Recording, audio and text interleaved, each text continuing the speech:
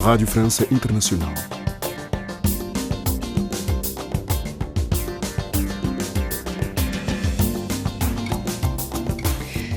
E esta quarta-feira ficamos com o Magazine Artes com Karina Branco, que nos faz descobrir o fotógrafo moçambicano Anésio Manhissa, que quer despertar as pessoas para a urgência ecológica através da fotografia. Mas para já, vamos até ao Mali ouvir o convidado de Catarina Falcão sobre a retirada das forças francesas no início desta semana.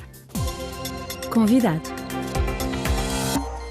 As forças francesas da Operação Barkhane abandonaram esta semana o Mali após quase 10 anos de presença gaulesa.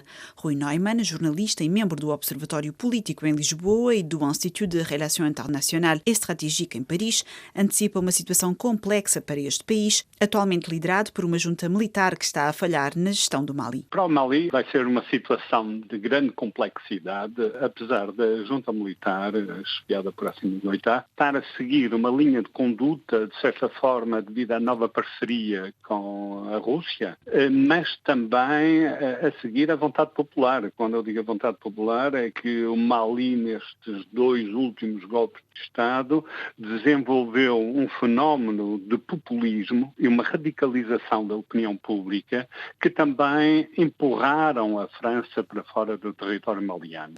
A Assimi Goïta está a respeitar, digamos, as 2 vontades, a vontade russa e a vontade da rua. No entanto, Mali está numa situação extremamente delicada, porque quando a França interviu em 2013 na Operação Serval, foi precisamente para travar a ofensiva dos grupos armados jihadistas sobre a capital de Bamako. Com a Operação Francesa, é verdade que essa ofensiva foi travada e os grupos armados terroristas concentraram-se no norte. Com o arrastar deste conflito, espalharam-se em toda a região, para o Níger, para o Burkina, Benin, mesmo para o Ghana, Togo, Costa de Marfim, ou seja, migraram um pouco para o sul e espalharam-se na região. É face a esta nova configuração em que os grupos armados terroristas já não estão concentrados num território específico, mas multiplicam-se, polvilham todo o país, e, por outro lado, reforçados, de certa forma, por apoios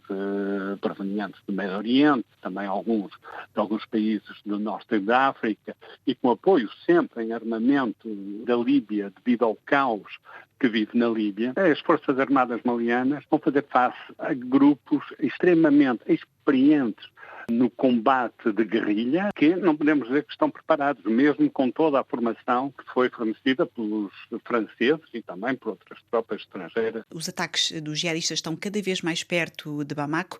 É possível que a capital seja ocupada por jihadistas nos próximos meses? Isso é sempre muito difícil definir, porque os jihadistas não são um único grupo. No caso de Mali está presente a Al-Qaeda, do Maghreb Islâmico, está presente o Estado Islâmico, 2 organizações que são rivais, por vezes entram em cooperação de armamento, entram em cooperação de homens, existe uma partilha de forças entre as 2 organizações, mas são casos muito pontuais, casos muito específicos. Uma ofensiva sobre Bamako, sobre a capital maliana, é sempre algo de possível, como estava a ser realizável em 2013. Agora, o calendário, a agenda, isso é um dos problemas que até que os franceses tiveram no Mali, que é o problema da antecipação. Isso vai depender de muitos fatores, depender da capacidade de resposta das FAMA, as Forças Armadas Malianas, mas também quais são as intenções destes grupos e destes movimentos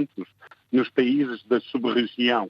Como a França agora posiciona-se com maior força no Níger, no Chad e nas bases clássicas que tem em África, nesta região, como a Costa de Marfim, Senegal, Camarões e por aí fora, mas depende muito qual é a estratégia a seguir dos grupos armados terroristas, e isso vai haver uma união jihadista que junta forças precisamente para ocupar Bamako.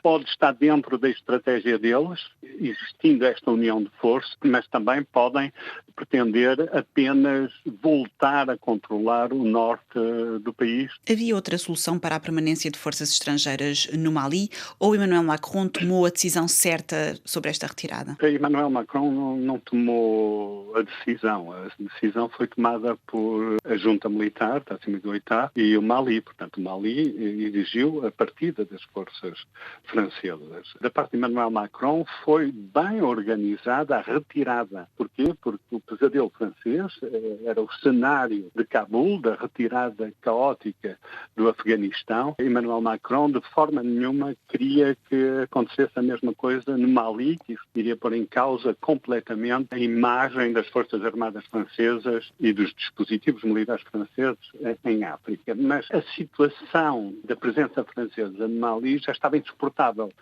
Primeiro, aconteceram 2 golpes de Estado que a França não soube antever, não teve os indícios, não decifrou os indícios, poderiam antecipar esses golpes de Estado. Depois, Bamako exige uma revisão dos acordos de ESA com a França. Há as restrições na utilização do espaço aéreo às Forças Armadas francesas e mesmo forças estrangeiras que estavam na Takuba. E depois também há a expulsão do embaixador de França em Bamako, que ocorreu em janeiro deste ano. O ambiente político estava absolutamente insuportável e hostil à presença da França, com a agravante da chegada de militares da empresa privada Wagner, russa, que isso para a França foi também uma das últimas gotas de água que fez transbordar o copo. A Operação Barkhane continua de alguma maneira no Niger, no Chad e também com algumas tropas posicionadas no Burkina Faso. É suficiente para dar a segurança necessária para aquela região? A Operação Barkhane, ela vai ter que rever completamente a sua forma de operacionalidade. Porquê? Porque estava concentrado o epicentro desta operação, da Barkhane, que é uma evolução da Operação Serval em 2013, deixa de ter sentido no aspecto em que o epicentro do combate estava no Mali. Porquê? Porque também o Mali é o epicentro de toda a atividade terrorista de carácter islamista em toda a região saheliana, mas também aproximar-se já na zona costeira do Golfo da Guiné. Ou seja, a França certamente que já redefiniu a nova estratégia. O Emmanuel Macron já tinha dado alguns sinais de como será esta nova doutrina até, ou seja, entrar numa segunda cintura de combate contra estes grupos insurgentes jihadistas. Quando se fala na segunda cintura, parte-se do princípio que a primeira cintura é a faixa saheliana.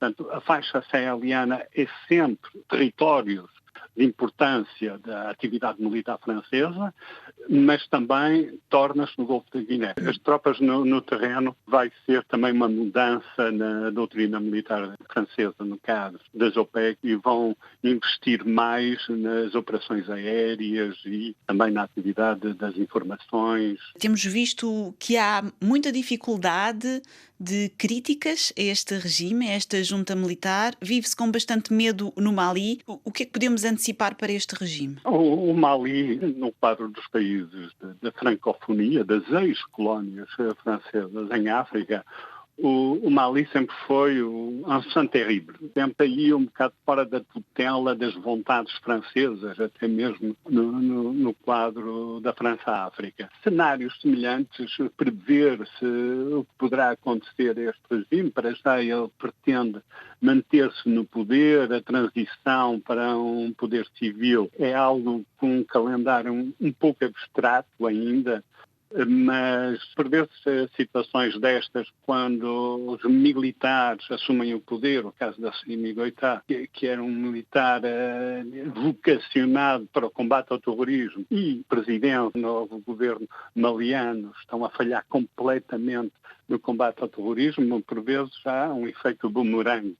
Ou seja, a população apoia de uma forma quase radical, fanática, a coragem do governo e da presidência, da junta militar, em expulsar a França do seu território. Há esse sentimento populista e nacionalista, mas quando a mesma junta, a mesma presidência, o mesmo governo não responde, digamos, às situações concretas, sejam económicas, de segurança, que está numa situação catastrófica no Mali, aqui pode existir ao retorno, ao regresso do bumerangue e por vezes, resultar também num golpe de Estado. Ouvimos Rui Neumann, jornalista e membro do Observatório Político em Lisboa e do Institut de Relations Internationales et Stratégiques em Paris, sobre a situação no Mali e no Sahel.